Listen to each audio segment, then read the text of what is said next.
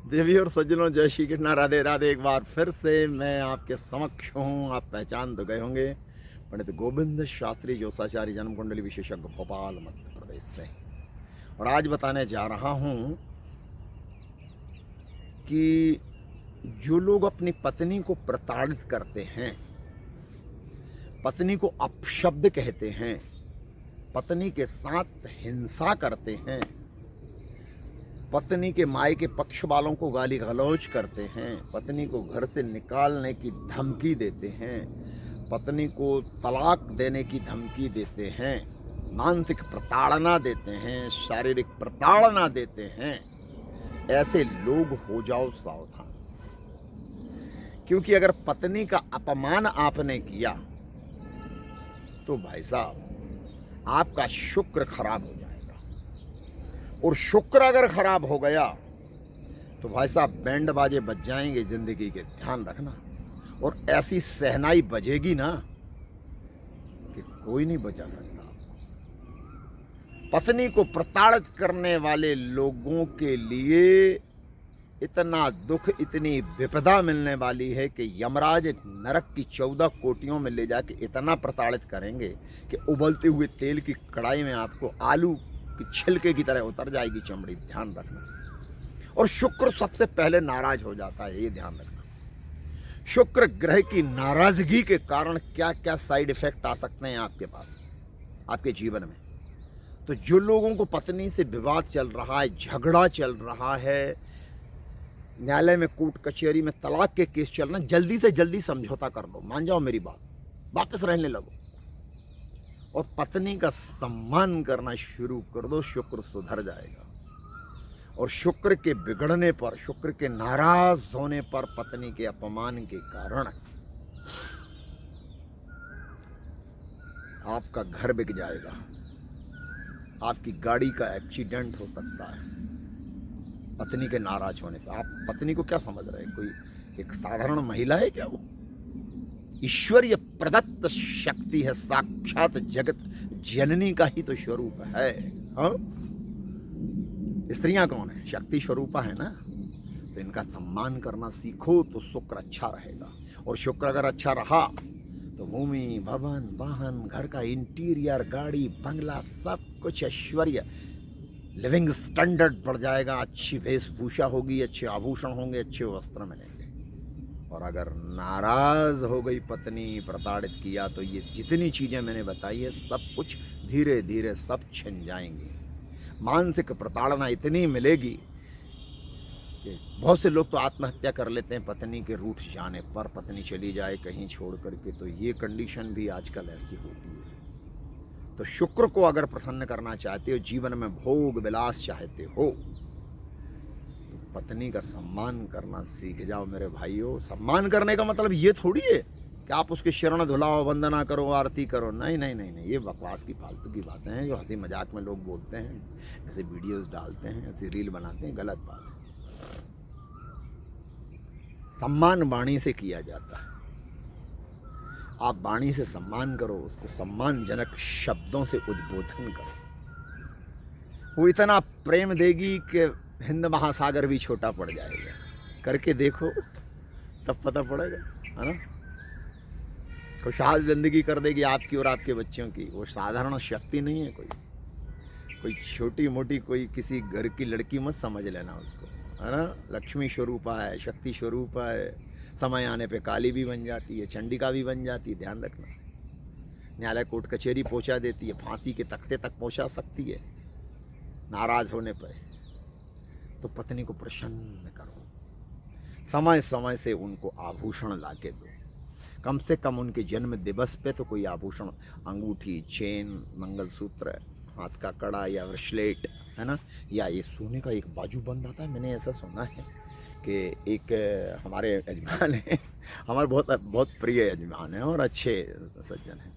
तो हमसे बोल रहे थे कि पंडित जी, हम तो थोड़े से मनोविनोद की बातें होती हैं, तो हमसे बोले कि पंडित जी, हमारी पत्नी का जन्मदिन आ रहा है और हम कुछ देना चाहते हैं, 50वां जन्मदिन है, तो आप थोड़ी सलाह दो ना आप मुझे, आप मेरे फैमिली पंडित जी हैं। तो मैंने कहा मंगलसूत्र? बोले है। चैन? बोले है। अंगूठी? बोले हैं। कड़े सोने के? वो भी। तो मैंने कहा यार एक काम करो, आप अपनी पत्नी को बाजू बंद दे दो, जो पहले महिलाएं पहनती थी ना, आजकल एक फैशन में भी आ गया है।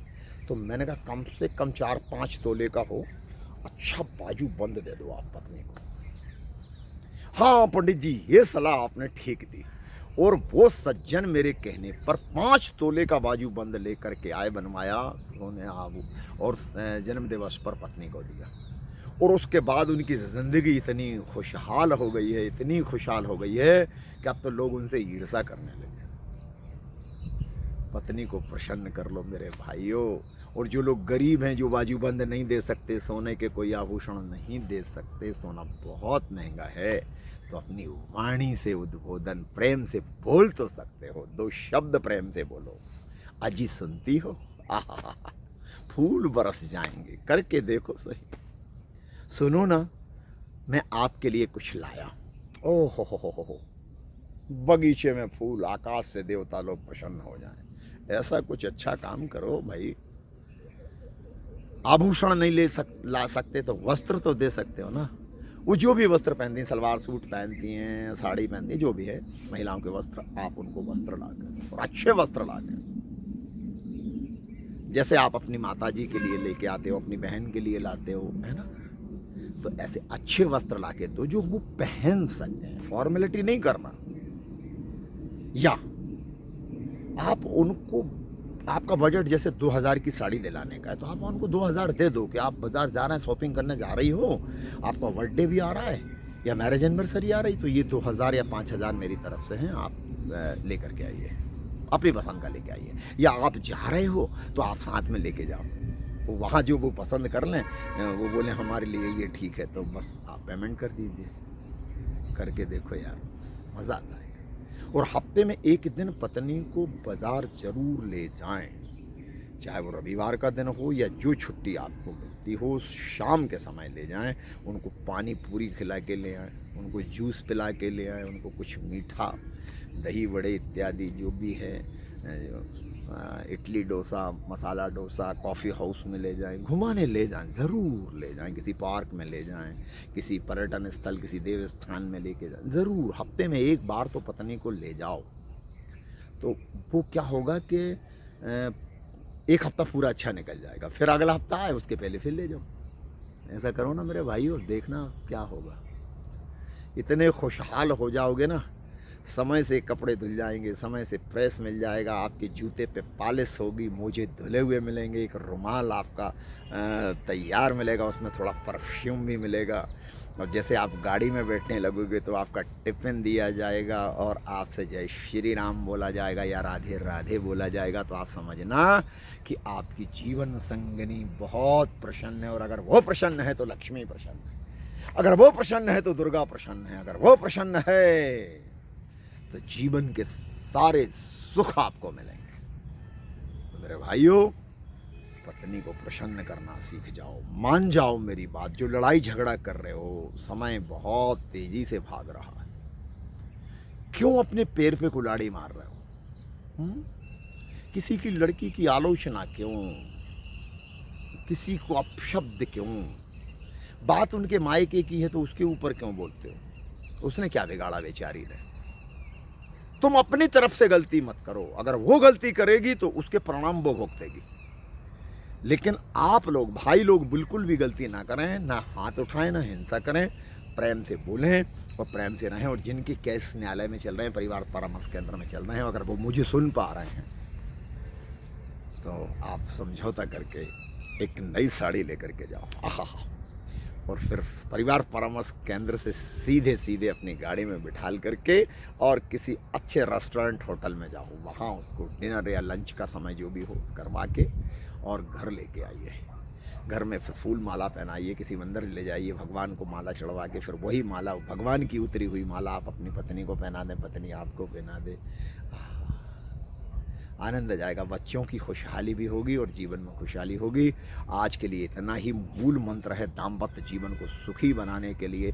एक सूत्र मैंने आपको दिया है मेरे भाइयों, आप लोग अकड़बाजी मत दिखाओ, ईगो में आपको भी नहीं आना और अपनी जीवन संगनियाँ को भी नहीं आना। तो मैं अगला वीडियो बनाऊंगा पत्नियों के ऊपर कि कुछ पत्नियां भी उनकी प्रवृत्ति कुछ अलग होती है, उसके बारे में अगला वीडियो आप देख पाएंगे। आज का वीडियो पुरुषों के लिए है कि शुक्र को अगर प्रबल करना है तो पत्नी को प्रसन्न करना होगा, जीवन संगनी को प्रसन्न करना होगा। शुक्र इतना देगा कि आपकी झोली छोटी पड़ जाएगी, इतना देगा, इतनी सेवा, इतनी वो कुछ मिलेगा आपको आदर सम्मान की आप सोच भी नहीं सकते। तो आज के लिए इतना ही।